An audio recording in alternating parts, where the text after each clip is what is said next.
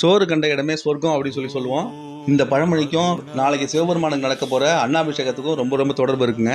ஒரு வருடமும் ஐப்பசி மாசம் பௌர்ணமி அன்னைக்கு எல்லா சிவலிங்கங்களுக்கும் அன்னாபிஷேகம் செய்வாங்க. சிவபெருமானுக்கு 11 வகை பொருட்களால தினந்தரம் அபிஷேகம் பண்ணுவாங்க. அதுல ரொம்ப ரொம்ப சிறப்பானது இந்த அன்னாபிஷேகம். வடிச்ச சாதத்தை சிவலிங்கம் முழுசா மறைகிற மாதிரி அபிஷேகம் பண்றதுதாங்க அன்னாபிஷேகங்கிறது. இதை மகா அன்னாபிஷேகம் அப்படின்னு சொல்லுவாங்க.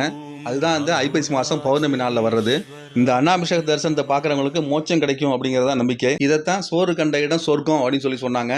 அதாவது சிவபெருமானுக்கு செய்யற இந்த அன்னாபிஷேகம் அப்படிங்கிறது சோறை நேரில் பார்த்தோம்னா நமக்கு வந்து மோட்சம் கிட்டும் அப்படிங்கிறதாங்க சோறு கண்ட இடம் சொர்க்கம் அப்படிங்கிறது. இதைத்தான் நம்ம மக்கள் என்ன சொல்லிட்டாங்கன்னா, எங்க ஒருத்தன் சாப்பாட்டுக்கு ஆசைப்பட்டு அங்கேயே படுத்து கிடக்குறானோ அவனை பார்த்து சோறு கண்ட இடம் சொர்க்கம்னு இருக்கியான்னு கேட்க ஆரம்பிச்சிட்டாங்க.